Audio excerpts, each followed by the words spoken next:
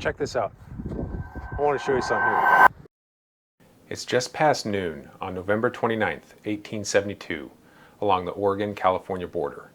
Nobody fully comprehends it yet, but a war has just broken out, and by the end of the day, more men will join the growing list of killed and wounded. Captain James Jackson's company of cavalry troopers are riding away from the smoking lodges at the mouth of the Lost River. Roughly a quarter of his men have been killed or wounded in the fight that morning, and he needs a place to hold up, rest his exhausted men, and figure out his next move. He marches his men to the nearest ford and camps at Crawley's ranch. Meanwhile, most of Captain Jack's Modoc band are also trying to figure out what to do next. They've lost most of their supplies. However, there's one place the Modoc have traditionally gone to when they've had their back against the wall: the lava beds on the south side of Tule Lake. Captain Jack's followers load up in canoes and paddle towards the south shore. Not everybody goes with Captain Jack. A group of Modoc men have vengeance on their mind. The way they see it, they had asked the settlers in the area to stay out of any upcoming fights, and the settlers had agreed to do so. The Modoc knew civilians had assisted the army at the Lost River, so they decided to make the settlers pay for what the Modoc saw as betrayal. The most likely explanation is that this is a case of mistaken identity. The civilians who attacked the Modoc village were largely from the Linkville area. The settlers along Tule Lake had no idea the army was moving against the Modoc. There was no way they could have, but they will pay the price all the same. At William Body's cabin, the Modoc kill Body, his son-in-law, and his two stepsons. At the Brotherton Ranch, 3 more men are murdered. At Henry Miller's place, Hooker Jim personally shoots Miller as he comes out to greet the Indians. Miller had been a longtime friend of the Modocs and had advocated for them to be able to stay on the Lost River. By the end of the day, the Modoc will murder somewhere between 14 to 18 men.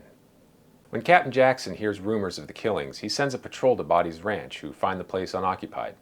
They don't know the women had left on foot for Linkville after the Modoc had bragged to them about killing their men. It takes a few days before Jackson puts the pieces together and realizes what has happened. The army's also trying to make sense of what happened on the Lost River. They'd had a plan to consolidate their forces together, then move against the Modocs with so many soldiers that nobody could have reasonably wanted to fight. But just sending one company has led to the Army's worst-case scenario. The Modocs are now on the loose, uncontained, furious, with settlers in the area at risk of attack. The Army is also worried that the Modoc actions will start a general uprising among other tribes in the area. They'll have to keep soldiers posted at the forts to be ready for that, which will further deplete their field strength against the Modocs. News and rumors spread through the area, including the John Fairchild's ranch, west of Tule Lake, along Hot Creek. Fairchild's been a friend of the Modocs for years. His solution to Modocs stealing from and threatening him was simple: buy him off. Fairchild employs the Modocs as workers on his ranch. It's an arrangement that works for everyone. These Hot Creek Modoc are from a band related to Captain Jack's Lost River band. When they hear of the Lost River battle, they figure it's probably safest to go back to the Klamath Reservation. Fairchild coordinates this with the Army, who agree to allow these Modocs safe passage. But when the Linkville citizens hear that Modocs might be coming through the area, they start running their mouths about how good this would be a chance to get some payback. The Hot Creek Modocs hear the threats, and instead of chancing a run toward the reservation, turn around and join the Lost River Modocs in the lava beds. This bumps up Captain Jack's fighting strength to roughly 53 warriors. The Army spends December getting its forces in place to surround Captain Jack, while also protecting the settlers in the area. This takes time. Soldiers are brought in from as far away as Vancouver. Lieutenant Colonel Frank Wheaton, the district commander, takes charge of the operation. While Wheaton is figuring out the logistics of the upcoming operation, the Modocs are also planning for the inevitable next fight. The area the Modocs occupy is one of a kind, to say the least. It's a maze-like complex of caves, ravines, and outcroppings made from super sharp volcanic rock. The area has barely changed in thousands of years, and even today the rock barricades created by the Modoc warriors and the Army soldiers still stand. So check this out, I want to show you something here. This is the east side. This is the ground the soldiers would have had to come across in order to dislodge the Modoc. And look what we're in. This is a trench.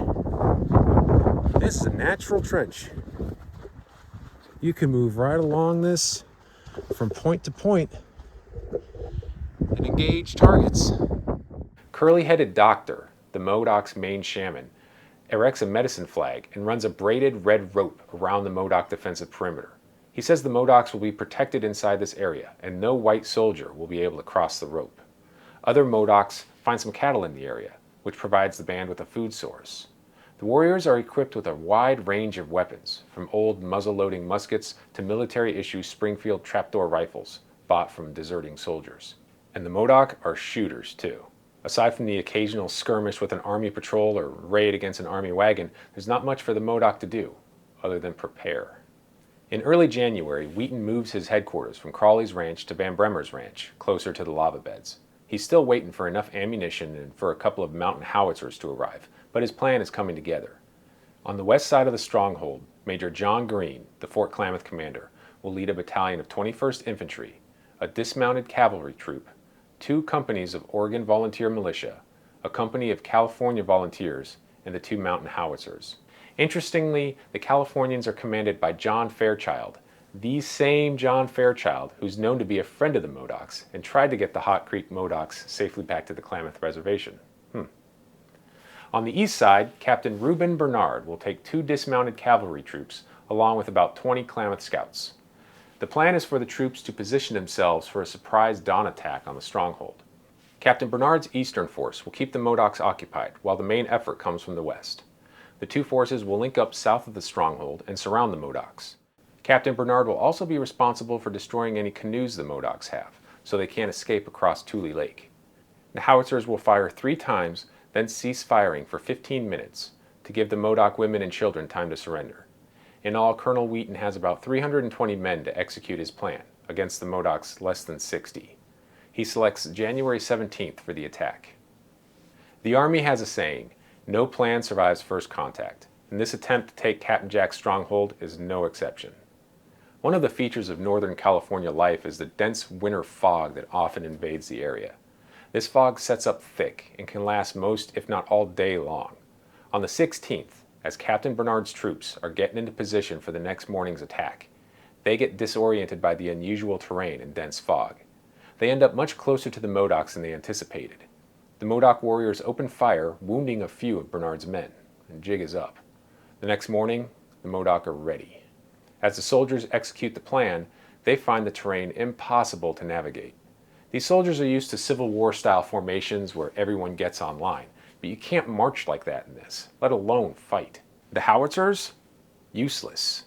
The fog is so thick they can't see where their shots are hitting, and they don't want to kill any friendlies. They are out of action. The soldiers are forced to feel their way through the jagged rocks and thick fog. You know who knows this terrain real well? The Modoc warriors, who open a merciless fire on the soldiers. Captain Jack himself oversees the eastern defense, while Shanchan John takes charge of the western side. Soldiers are shot, and soldiers who try to rescue those soldiers are shot too. The thing is, nobody can see where the shots are coming from. Lieutenant Fraser Boutelle, who was present at the Lost River fight and who's now attacking on the east side of the Stronghold, hears a voice calling to his troopers, "Don't shoot this way. You're firing on your own men." Captain Bernard orders a ceasefire, but Boutelle knows better. He recognizes the voice as Bogus Charlie's. Bogus Charlie got his name because he's a constant jokester and prankster. Every word that comes out of his mouth is bogus. Apparently he's up to his old tricks in the Stronghold. In his report, Major Green states, "At about 2 p.m. a point was reached, presenting a very deep chasm, beyond which no advance could be made without great sacrifice of life, and it was then doubted whether the place could be taken." On the east side, Captain Bernard's force also encounters an impassable ravine. By shouting to each other across the lake, the officers are able to call an audible. Instead of trying to link up to the south, they'll try linking up to the north. Bad idea. This puts them directly under the Modoc rifles, who quickly pin down the soldiers. One man who isn't pinned down is Major Green himself. The Modocs see him ranting and raving, moving among his men, yelling at them to get up and fight. Now Major Green has this pair of gloves with him that he's been beating on rocks, slapping into the palm of his hand. It's a very conspicuous sight. And try as they might, the Modoc can't seem to hit the Major. They conclude that there must be some powerful medicine in those gloves to keep him alive like that. Major Green and a few of his men are able to cross along the shore and link up with Captain Bernard. But by this point, the short winter day is almost done. The soldiers have lost 10 killed and 28 wounded, almost 12% of their force. As the sun sets, the attack is called off. The pinned down soldiers wait until total darkness before they crawl out of reach of the Modoc's rifles. The wounded are evacuated as best they can. The dead are left behind. The Modoc add the dead's weapons and ammunition to their own growing stockpile. Their own casualties are, well, none. Nothing, not a scratch. On January 15th, Colonel Wheaton had written General Canby and stated, "Our scouts and friendly Indians insist that the Modocs will fight us desperately, but I don't understand how they can think of attempting any serious resistance, though of course we are prepared for their fight or flight." 4 days later he would again write to the general, "In this service I have never before encountered an enemy, civilized or savage, occupying a position of such great natural strength as the Modoc Stronghold, nor have I ever seen troops engage a better armed or more skillful foe." He believes he was fighting about 120 warriors, more than double the number he was actually up against. Among the rank and file soldiers, their experience trying to take Captain Jack's stronghold has left them shaken, defeated, and demoralized. Most are not looking forward to their next fight with the Modoc. In his report, Major Green probably summarizes the soldiers' situation the best.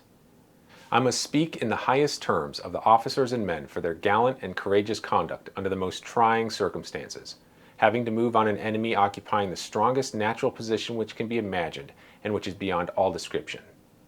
Their comrades were shot down right and left by an unseen enemy where there was little opportunity of return."